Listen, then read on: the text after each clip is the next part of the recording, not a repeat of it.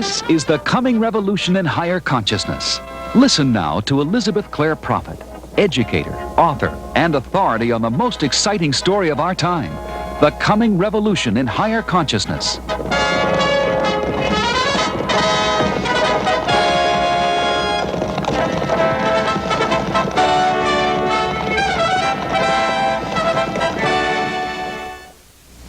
Beloved mighty I am presence, beloved Father, send forth thy light into our hearts, the intense light of thy love. Magnetize now our own twin flame. Let the mighty I am presence of our twin flame and the Holy Christ self merge with our own, that the universal Christ of our understanding and identity might be one in the great spheres of light, where we are, where God is Lord, and the Lord he is God, and where we declare together, lo, I am that I am. If you would like to ask a question on the subject of joining forces with your twin flames for freedom, please come forward and speak to me through this microphone. My question involves directly my wife. It has always seemed to both of us that it was a twin flame relationship. This morning, interestingly enough, in talking to her on the phone, she recently, without unbeknownst to me, on Monday, took a flight and went back to her parents, saying that the relationship was over and so there was no need to talk about it, the day after our 6th anniversary. But the question that I've had is that I realized that the relationship had gotten bankrupt in as much as we were not having the God flame be the number one thrust of the relationship, more in what we wanted to do, and it was not number one. And to a certain extent, the relationship has been broken. And it's almost like the question is whether or not it can be responsored. So I guess the crux of my question is, how do you go about replacing a break when it seems like that, or requesting responsorship? Of course, the underlying thing is that maybe I'm just wasting my time. Such an experience, I'm sure, is very traumatic for you and very sudden. The way you find out whether the marriage is to endure or is to be terminated is, first of all, you must examine the free will of the individual parties to this contract. Your wife has expressed her free will. Maybe. Yeah, maybe. Now, the interference with free will, as we know, is the opposition to the union of twin flames. The opposition that comes from lower orders of consciousness, in or out of embodiment, who are always jealous of perfect love and the perfect union. So that when we find it, it needs protection and always needs nourishing by the source. Sudden changes in one's life, abrupt changes of this nature, or seemingly abrupt, it may have been planned for a long time, often are due to the turning of planets in one's astrology, the sudden entering of this or that aggressive planet into a configuration that makes the thing snap. So now what do you do about it? You go to beloved Estrella and you become truly a devotee with decrees, fasting and prayer. You write your letter to God, your mighty I am presence, the mighty I am presence of your twin flame, whoever she may be, and you ask for the absolute will of God to take place. You surrender to that will, you give the surrender rosary, you fight for the will of God with your dynamic decrees. You call for yourself and your wife to be cut free from all influences that prevent the true free will of the parties from acting and the true divine will of God. And then you take the backward step. You've created the vacuum. Let God descend, and God will show you what is that perfect will. So in other words, at this point, you really should do nothing but go up. Go up in consciousness and see what the course of events will be. I would check back with her in a week after 7 full days of Michael rosaries and so forth. So don't call her every day. I think she's saying to you, don't call me, I'll call you. Yeah. So I would possible. defer to that free will, and don't have anxiety about this. You mustn't have anxiety because it blocks all creativity. You have to divorce yourself from the anxiety, from your burden, from the emotion of it, come apart, go into God and demand the divine will. This is something between you and God right now. Okay. Thank you. God bless you. Mother, I'd like some guidelines as to how to recognize my twin flame from a false twin flame. Recently I was engaged, and I became aware that there were some characteristics that he had that I didn't think I could live with. And yet, on the other hand, there were many fine characteristics that he had, and it was so difficult to separate from that person. And as I look back at it, I think it was wise that I did separate from him. But I'd like some guidelines. Well, most people have a collection of good and bad qualities. And basically, we do decide on our relationships based on what we can live with in a person, what we can tolerate given the fact that there's a greater love that binds us. Now, determining who is your twin flame by whether a person has good and bad qualities is not a safe method, because the knowledge of the twin flame is very inner. And it's almost best to blind oneself and stop up one's senses and to follow the flame of the heart.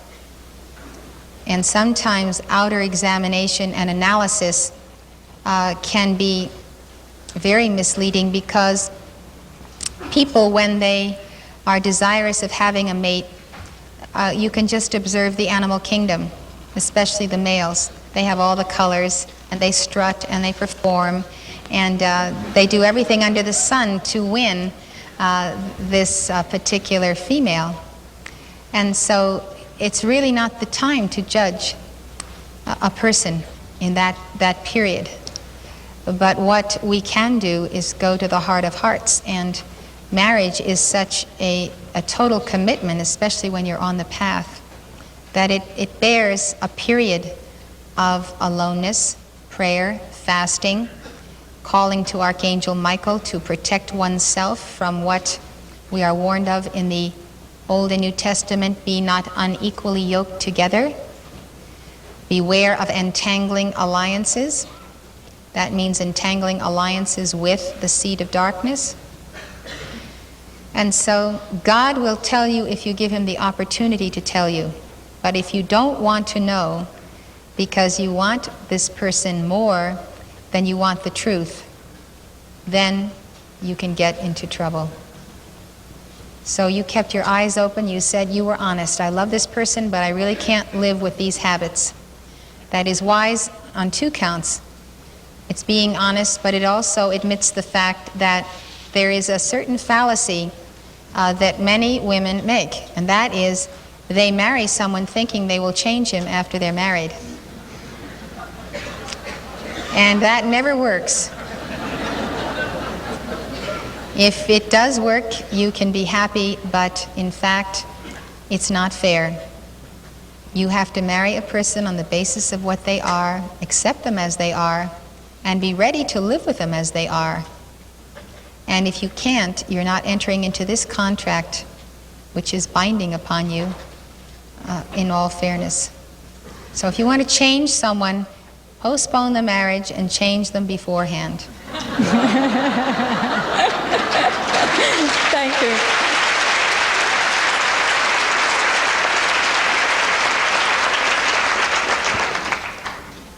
It's a good time to invoke the violet flame with a mantra that you can all memorize. Very easy. I am a being of violet fire. I am the purity God desires. I am a being of violet fire. I am the purity God desires. I am a being of violet fire. I am the purity God desires. I am a being of violet fire. I am the purity God desires. I am a being of violet fire. I am the purity God desires. I am a being of violet fire. I am the purity. I am a being of violet fire. I am the the purity God desires. I am a being of violet fire. I am the purity God desires. I am a being of violet fire. I am the purity God desires. I am a being of violet fire. I am the purity God desires. I am a being of violet fire. I am the purity God desires. I am a being of violet fire. I am the purity God desires. I am a being of violet fire. I am the purity God desires. I am a being of violet fire. I am the purity God desires. I am a being of violet fire. I am the purity God desires. When you use the name of God, I am, you are using the name that God gave to Moses. It is the power of the sacred name that releases the light from your causal body, which you see depicted in the chart behind me. That's your causal body of light. Your twin flame has the same causal body. You and your twin flame have identical electronic blueprints, one in the masculine and one in the feminine polarity. And so to draw down the violet flame from the causal body of your twin flame, you say, my twin flame is a being of violet fire. My twin flame is the purity God desires. This is a fiat which you make. In the name of Jesus Christ, we call forth the violet flame from our causal bodies for and on behalf of our twin flame, wherever the beloved may be, worlds without end. In the name of the Holy Spirit, we decree. My twin flame is a being of violet fire. My twin flame is the purity God desires. My twin flame is a being of violet fire. My twin flame is the purity God desires. My twin flame is a being of violet fire. My twin flame is the purity God desires. My twin flame is a being of violet fire. My twin flame is the purity God desires. My twin flame is a being of violet fire. My twin flame is the purity God desires. My twin flame is a being of violet fire. My twin flame is the purity God desires. My twin flame is a being of violet fire. My twin flame is the purity God desires. Now the decree or the mantra is the key that unlocks the light in your heaven world, in your causal body, causing it to descend and come into manifestation physically. You all have treasure stored in heaven. Your heaven world are these spheres of light. So out of that there is a violet band where all the momentum of violet flame you have ever called forth is stored. And all service and initiation on the seventh ray. Also, when you call to the violet flame masters who serve with planet Earth and her evolutions, send their violet flame to you. So you can actually visualize your divine counterpart blazing with a violet flame when you make this call. My twin flame is a being of violet fire. My twin flame is the purity God desires. My twin flame is a being of violet fire. My twin flame is a purity God desires. My twin flame is a being of violet fire. My twin flame is a purity God desires. I am a being of violet fire. I am the purity God desires. I am a being of violet fire. I am the purity God desires. I am a being of violet fire. I am the purity God desires. I am a being of violet fire. I am the purity God desires. We are a being of violet fire. We are the purity God desires. We are a being of violet fire. We are the purity God desires. We are a being of violet fire. We are the purity God desires. Thank you for this opportunity.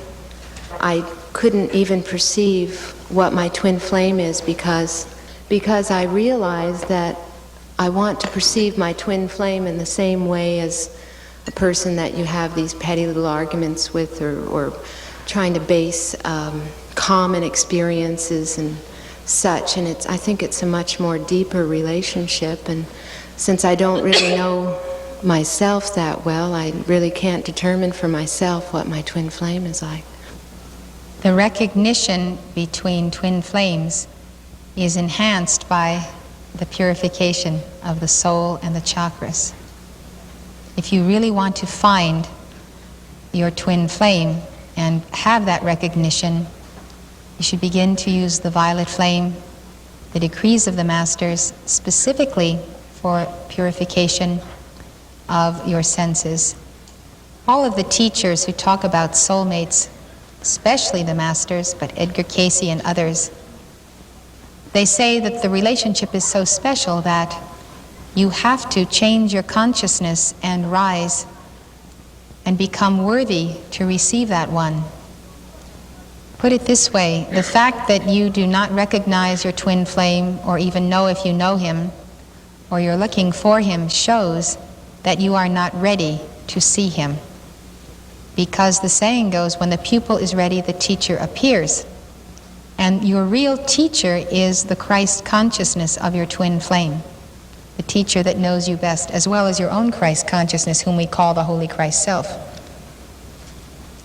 So if there is a real deep desire to find this person, you have to remember what Jesus said. He said, "And I, if I be lifted up, will draw all men unto me." And what is lifted up is the sacred fire of the Kundalini, the light of the chakras. What assists to raise this light is the use of the violet flame to transmute the karma and density that impedes the raising up of the light of the mother within you. When the light is raised up, your twin flame will recognize you and be drawn to you, because light is a divine magnet in your temple. In the meantime, it is all right to direct your attention to a role model of your twin flame. Since you don't know yourself and therefore cannot conceive of this role model, you take any of the ascended masters, Jesus Christ, Saint Germain, Saint Patrick, any of these figures, the one with whom you can identify most because you appreciate their vibration and their qualities. And then you strive to make yourself worthy of that master as a disciple. The disciple always plays the feminine role in a relationship, the master, the masculine. So as you prepare to be received and to be acceptable as the bride of Christ, which is a mystical terminology for your soul's union with Christ, you will find you will also be being prepared by that Jesus Christ or that Saint Germain to be the bride of your twin flame. This is the true path of the Great White Brotherhood to union with the twin flame.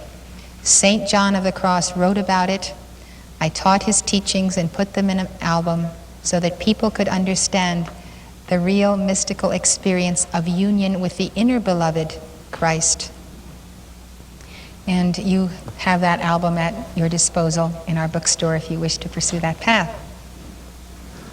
Thank you. I wish to thank you for being here. And had I come to this Twin Flames in Love 3 months ago, I would have come to learn how to find him. And I feel that I'm approaching this as wanting to know how to release the stumbling block upon the path, because I still sense the emptiness, and I'm told to learn to release it, but it's so strong that I feel the only way to try and release is the concept of denial, and I can't do that. Are you talking about a block to your meeting your twin flame? No, a block on the path of my God's will for my life. I sense that I need the twin flame to fulfill that. And I know that I first must fulfill my own destiny before I'll be able to have that. You at least need to establish a strong tie to God, to your mighty I Am Presence, to the Father, the sense that wherever you go, you can talk to the Father and the Father hears you. Do you pray to God like that? Yes. Wherever you might be, you, in deep reverence, this is not just a casual conversation like, oh God, but it is definitely, Father, come and talk to me about this problem. This is my problem. Please give me the explanation and the answer. Your decrees to the violet flame, your tube of light, and the calls to Archangel Michael will enhance your union with your I Am Presence and your Christ Self. You don't have to be perfected to deserve or to meet your twin flame. The more perfected you are, the better chances of the relationship. But you just said you had to fulfill your divine plan first. That's not true, because the divine plan is fulfilled with one's twin flame. First of all, everyone has to realize that given statistics and the law of averages, not everyone's twin flame is his approximate age, is available, is in embodiment. and is necessarily an adjunct to one's life's calling. Your twin flame could be an ascended master, your twin flame could be a baby, your twin flame could not be born. So we hope that our twin flames may be there, but you have to be prepared, of course, for the eventuality that it is not your destiny to meet your twin flame in this life. In which case, the course of action is still the union with God, with the masters, and the raising up and the exalting of the light of yourself and your twin flame, even if the twin flame is not present, because of course the reality of the twin flame is not merely flesh and blood. The twin flame is a being who at inner levels is never separate from you at the level of the causal body.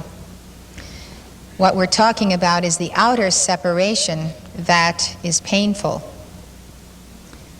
Now, when it is obvious that the divine plan is not to meet one's twin flame, that doesn't mean that God will not provide a partner, a companion, a husband, a wife, and this person may be a soulmate, a person that you've been good friends with a long time, whom you do care for deeply, with whom you can get a job done, project-oriented, or you may have a karma that can't be balanced any other way than in a marriage, and that too may be fulfilling for the lessons that you learn and for the love you give, which is important. So then what we need to call for, beyond calling for the twin flame, is the divine plan.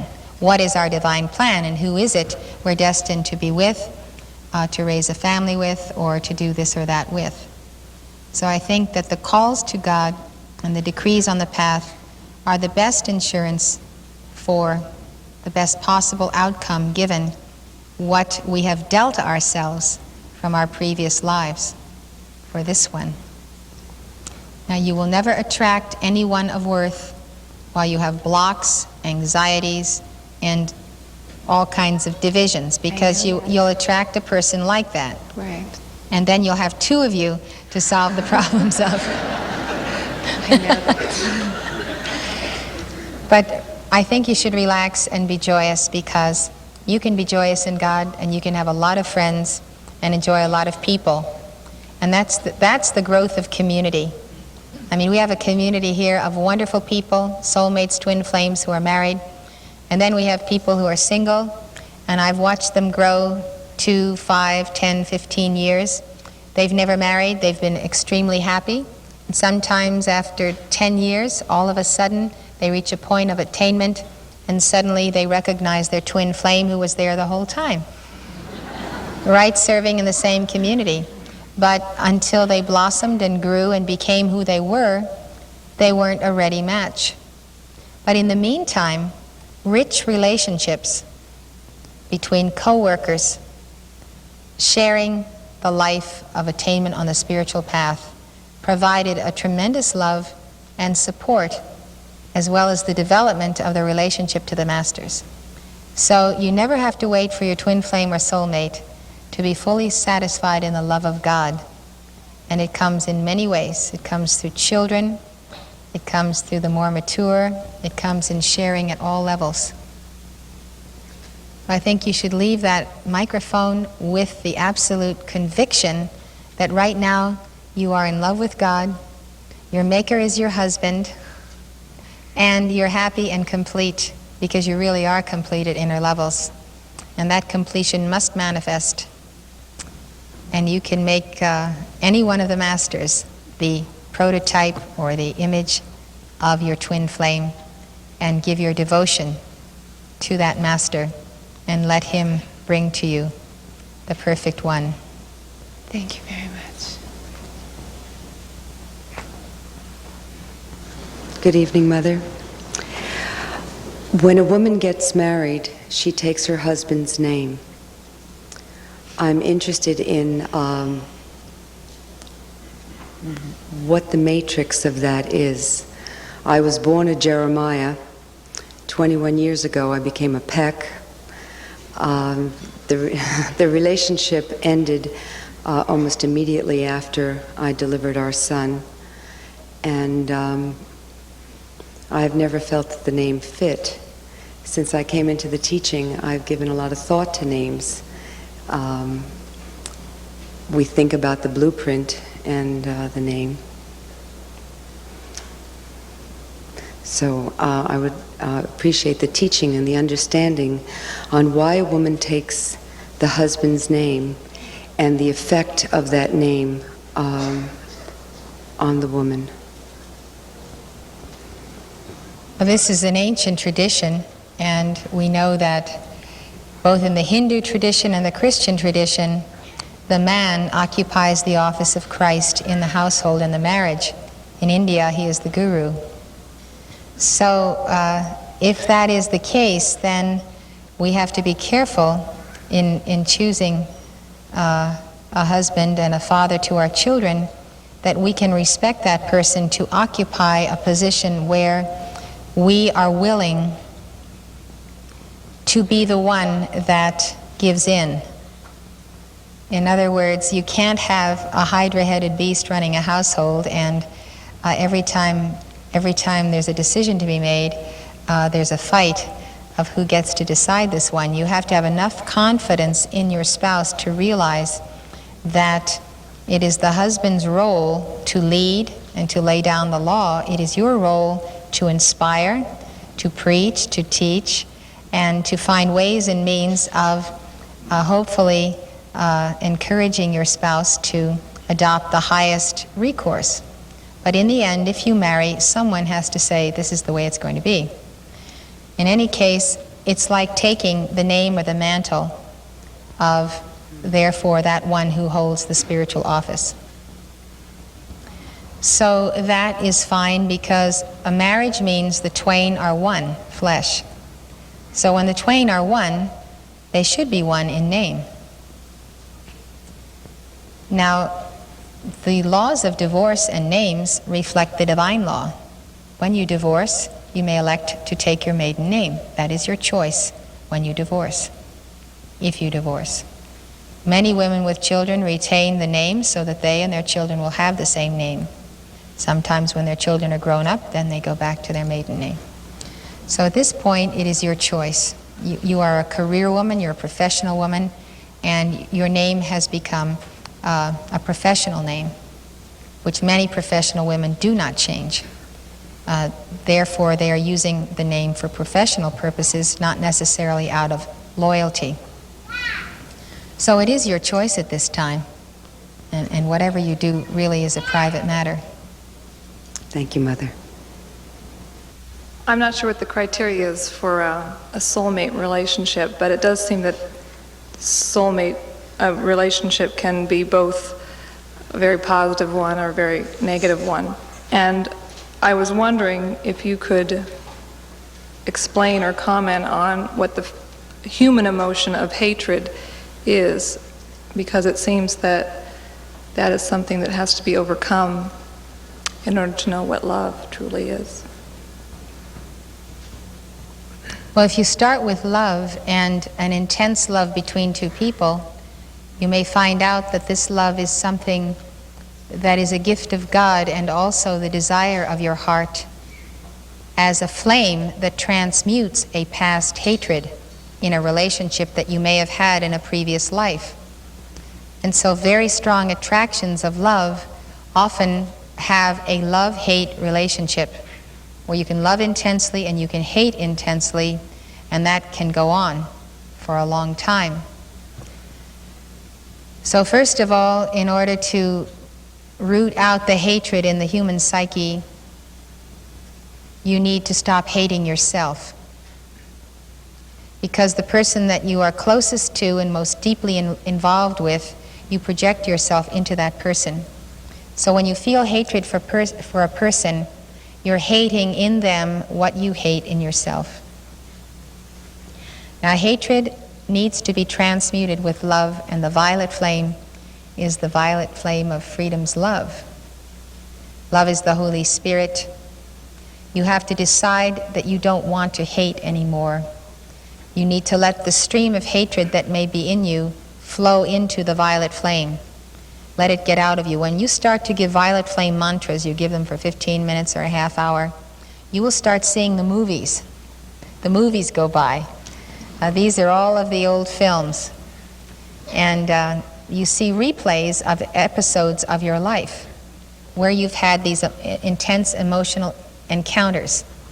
Now, you don't project these. They are projected on the screen of your mind by your Holy Christ self. So you'll see the record of something unpleasant or the memory of violent situations. It'll stay there. What's happening is the violet flame is now passing through it. So don't block it. Intensify, accelerate your violet flame decrees until it finally disappears from the screen. That means the Holy Spirit has actually gone into your subconscious and erased a record.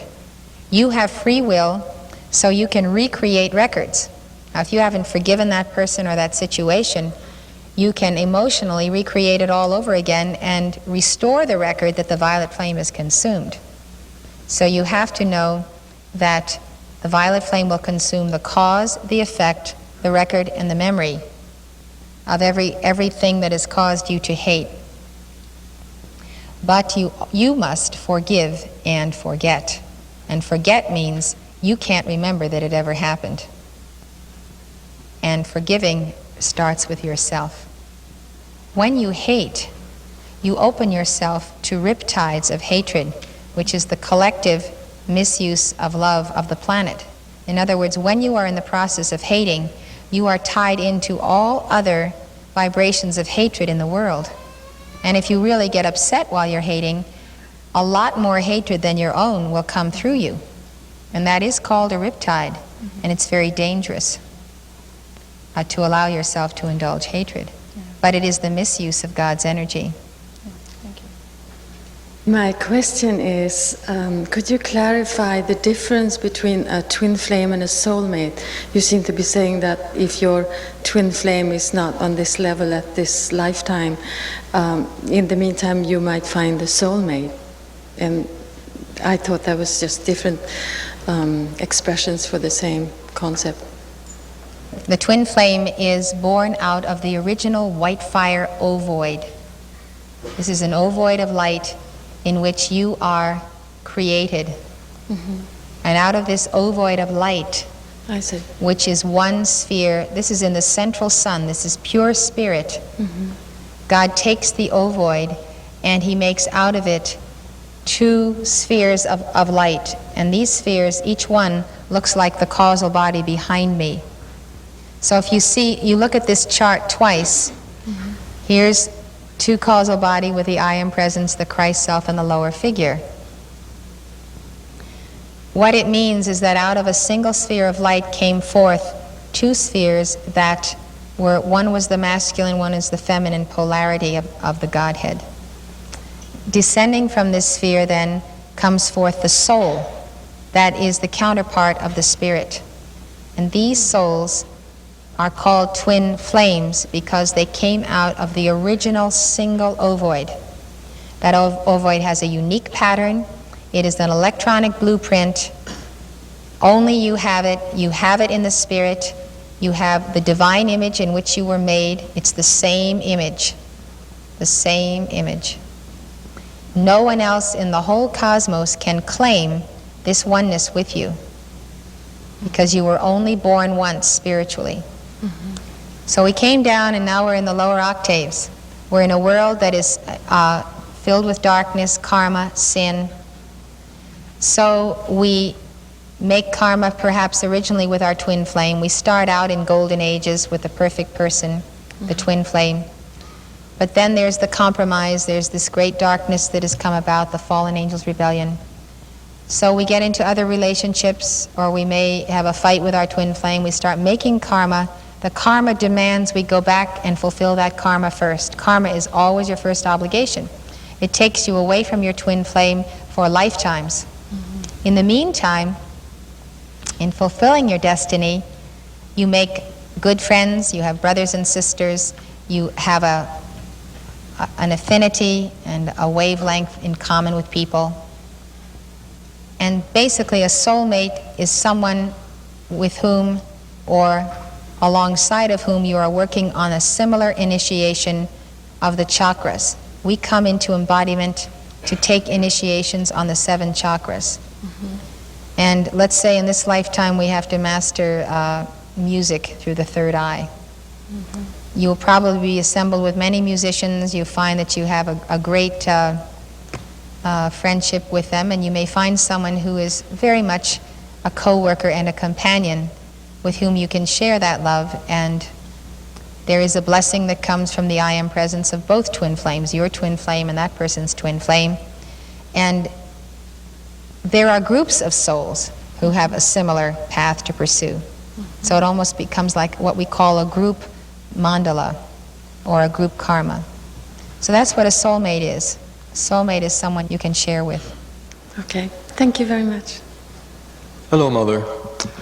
I was very interested in the discussion on the sponsorship by the masters of twin flames, and I had a couple questions on that. First, you had a personal experience with that, and I'd be interested if you could tell me if you had particular ways you found were really helpful of, say, tuning into El Morya's guidance and your relationship with Mark.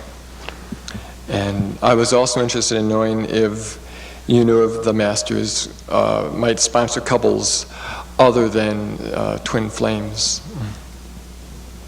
Yeah, the masters sponsor life streams who are constructive and can get a constructive job done. And the criterion of a relationship is, can you do it better together than separately? You can achieve some good for God and humanity and for yourself together, then you have a reason to join forces. Now, when you marry, and I believe that relationships should be consummated in marriage if they're going to be of any endurance, you do take on one another's karma. And that is the real meaning of the vow at the altar. In sickness and in health means in cycles of karma. So that is the seriousness of a marriage vow. When you look at someone, after all else is considered, you have to say to yourself, do I want to share in that person's karma? And karma is circumstance. And the type of person that person is, and the problems they have, or the things they get into, even their career is their karma. So the masters do sponsor us. And I didn't ask to be sponsored with my twin flame. The prayer I was making to God was to send me a teacher so I could do Saint Germain's work. And I had come to the conclusion that a person who believed the things I believed wouldn't be wanted by any man anyway. I really believed that when I was in college. And so I took up my Bible one day and I read the prophet who said, "Behold, thy maker is thy husband." So I realized that God was really my husband, so that really solved my problem. And I could serve God as my husband who also created me and go about finding my teacher. And that pursuit was met on the other side by the fact of Mark being there and he being the teacher that was destined for me, and he happened to be the twin flame as well. But there's no question that without Saint Germain, El Morya, and Jesus directly sponsoring that relationship, it would not have come about. Then you spoke of more than one sponsorship then. In this case, yeah, it took 3.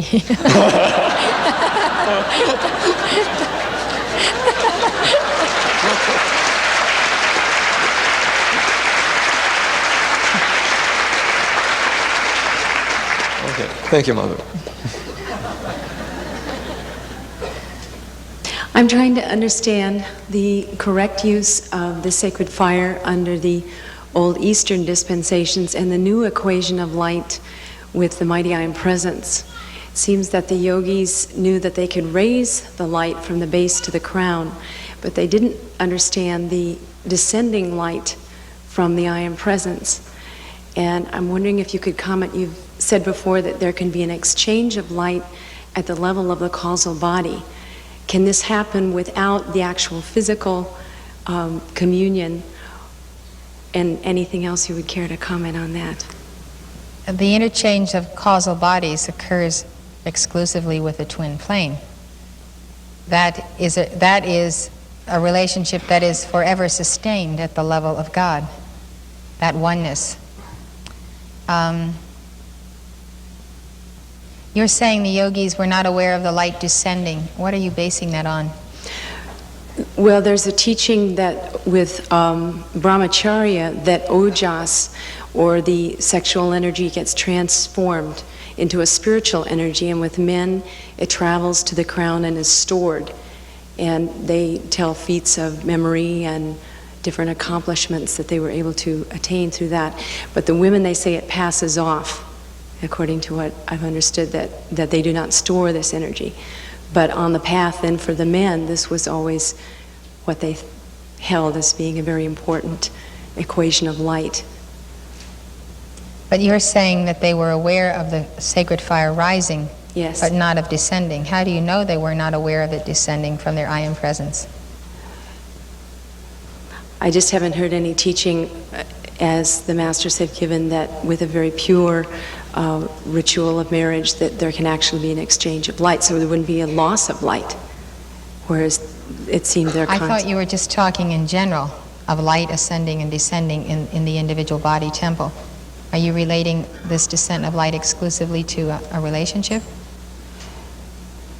Well, it seems the yogis have a concept of the loss of light from the marriage communion. I see. And that I've heard you say that there can also be an exchange of light that could be an amplification for either life stream. Well, there's no question that the yogi is correct, that there is a certain loss of the Kundalini fire in sexual intercourse. But there's also the factor that in the release of light, there is the interchange of that light through the chakras all the way to the crown chakra. So there is loss and gain. And what there is an establishment of equilibrium that one gains because one doesn't have the full mastery of attaining that equilibrium in the celibate state. So the more God mastery that one attains to, the more one finds that the union of the raised sacred fire with the light descending from the I Am presence results in perfect peace and balance in the heart, the crown, the third eye, and so forth, in all of the chakras. And one reaches that point of peace. So I think that we all agree that we're physical, we're in bodies, and we have a way of life and a way of dealing with the energy in the body that allows us to maintain sanity, emotional control, freedom from illness, and there are various accommodations we make in this octave, and this is one of them. So that's why each one has to determine for himself the balance, whether the loss is greater or the loss is not so great in this activity. Which in other words, which suffers most, the loss of light or the loss of balance that one feels one gains in this experience?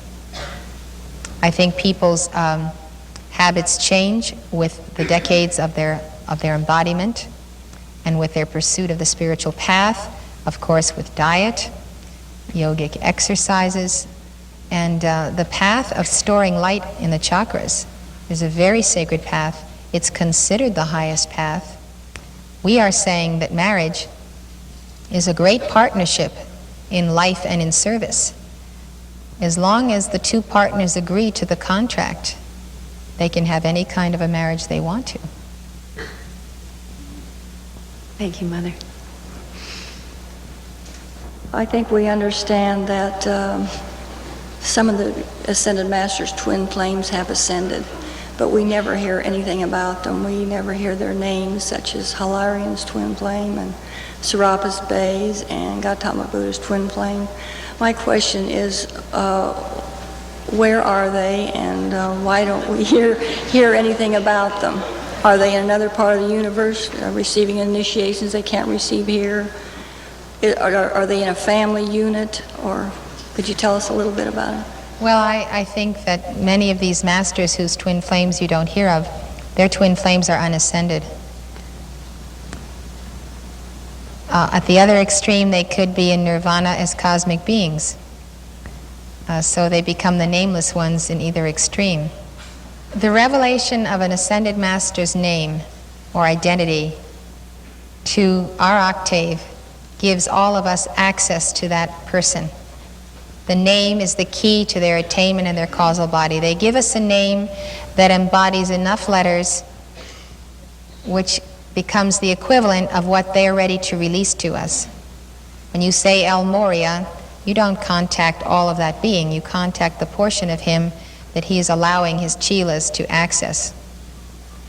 So the non-revelation of a saint in heaven means that that saint is not in a place in their initiation where they are going to come out and come out in the world as it is and their identity be known, and going to then start having people pray to them. So there are many reasons, but myself, I've thought about it, but I'm really not too curious. All right, thank you very much.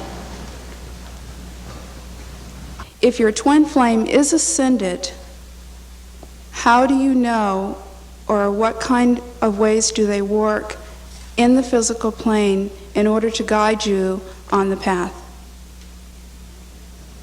The twin flame can work through the person you are married to. The twin flame can contact you directly, but the twin flame who is an ascended master, like any other master, can overshadow yourself so that you have a sense of completeness and wholeness, and can also overshadow your husband. Okay, but I'm not married. I'm very single.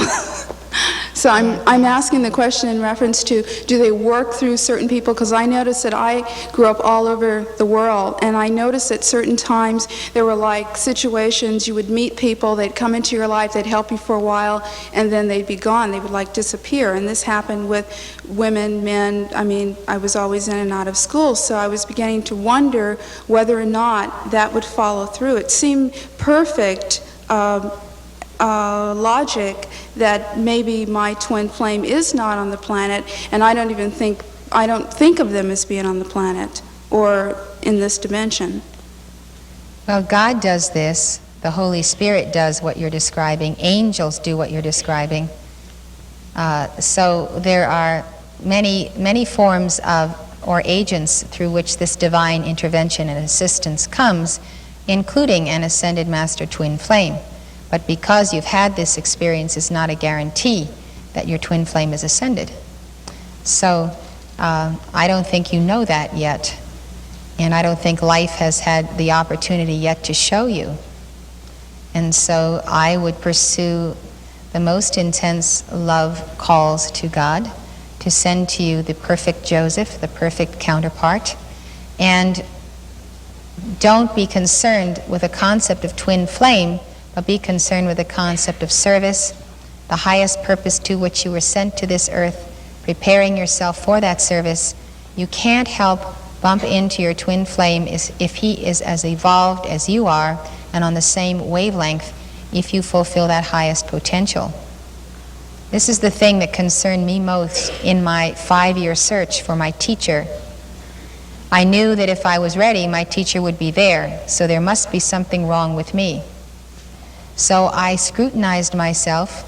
I determined I would develop the capacity to hear God and obey him when he spoke to me, and that I would know the voice of my shepherd, and I would distinguish it from all other voices, and I would obey that voice.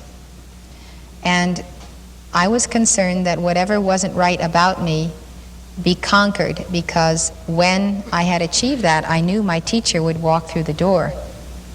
I understand that very well, because you just brought up another question is, then if you are to understand the promptings from your presence and from God, I know that I'm not alone here in this tent, because I can't always tell when my presence is talking to me. Well, God didn't create you and put you here with free will. to be constantly talking to you and telling you what to do. He is there when you need him, but what he wants you to do is to become independent through free will. So the rule of thumb is, when you don't hear the voice of God, you pursue the nearest right action humanly that you can understand.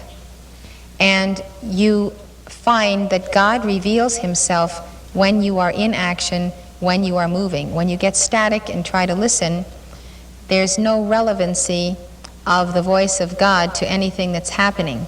But as soon as you get involved in a project and you have to make decisions and God is flowing through you and the river of life is accelerating because you're accelerating, you get promptings, don't go here, go there, this is the way to do something. But then what happens is that you become so much a part of God that you see God in what you've already done or what you've already said. Or you know that a right course of action was right because you did it. Maybe you had doubts, maybe you had opposition, but in the end, the fruit of the action and the victory of the action shows you that you did the right thing. And that's how you look in retrospect and you say, I did the right thing, I obeyed my highest knowledge, my education, my professional experience, my sense of love, compassion, fairness, equity, knowing a job had to be done. All those things work together. So you grow in your ability to know that the prompting and the movement of yourself in the Holy Spirit is in the right direction. And you do learn by mistakes. You do learn by listening to the wrong voice and then saying, that was the wrong voice. That was suggestion. Okay, thank you. Good evening, Mother. I have a question on children and what special preparations a husband and wife can take even a year in advance if they're going to plan to have a child, and what is the special opportunity for twin flames if they have a children or a child. What you want to do, what the most important call that I found that I wanted to make is that gets down to the genes. You do the violet flame and you do the calls to Estrella to cut you free, but what you want to do is call to God to not allow negative hereditary traits to be passed on through you, but that the genes of the Christ, of you and of your Christ, of the child who is to come into embodiment, provide the perfect matrix. You need to be on a high diet, the minimum of flesh foods, the maximum of raw foods, a balanced diet. You need to fast, purify. If you've taken drugs, you have elements in your system, both need to do this fasting and find out what you need to strengthen. Wife can strengthen her body with herb teas, poultices, Swedish bitter packs, castor oil packs. You have to do everything in a health manner, everything in a spiritual way, and consecrate yourself. Write a letter to the Lords of Karma, ask them to sponsor a soul that God needs to have an embodiment to whom you can give something very special. The more karma you balance, the more you ask to settle karmic debts, serious ones with life streams, the less likely you're going to have a child that is a child of karma rather than a child that is a gift for a special purpose. So that is not always possible. No matter how advanced we may be, we have karma, and we do have children who come to us because something needs to be resolved. So if that's true, you'd like to balance the karma with that child as much as possible in the inner planes so that this relationship can have the maximum harmony. And this is one reason why you might favor a large family, because sometimes the first children are one's duty. One has to have these life streams by neglect or calamity or whatever. Various grave consequences occurred. So you want to prepare a home and a path where there is love between the parents and the children. Now I see a lot of hatred between parents and children. I hear children saying they hate their parents. I see children treated by their parents with hatred when the parents don't even know it. These are karmic situations. These are non-resolved psychology. There's a book called Making Peace with Your Parents. If you have a rough relationship with your own parents, you're likely to transfer to your child this unresolved problem. And if you do start out that way, the child is going to grow up with psychological problems, and you don't want these kinds of barriers. So coming into the maturity of your own psychology is highly important. Parents take out everything on their children, their angers, their desire to dominate, their this, their that, the next thing. And according to your ability to deal gently and compassionately with your own soul, so will God entrust to your care a precious life stream. But your soul is symbolical of your child, your own child and the child you're going to have. And as you treat yourself, you're going to treat your child. So if God has a very high soul that he doesn't want mistreated, he's not going to give it to you because you haven't resolved your psychology. Have you studied all my tapes on this? I'm in the process of right now. There are quite a number of them. The freedom of the child was one given. Yes, you need to be very careful that children don't become the instrument of working out your problems. Are there any particular masters to call to? Sponsoring masters are Mother Mary, St. Francis, and Jesus. Thank you. And the Maha Chohan, the Holy Spirit's representative. Saint Germain. Saint Germain doesn't want to be left out of sponsoring children.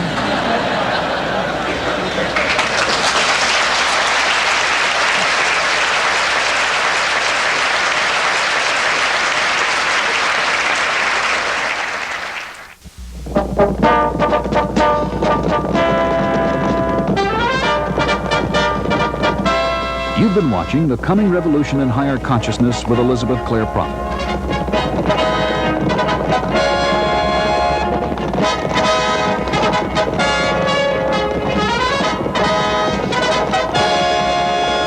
The preceding public access program has been presented through the assistance of Church Universal and Triumphant, Box A, Malibu, California, 90265. If you would like to know more, call this number or write this address.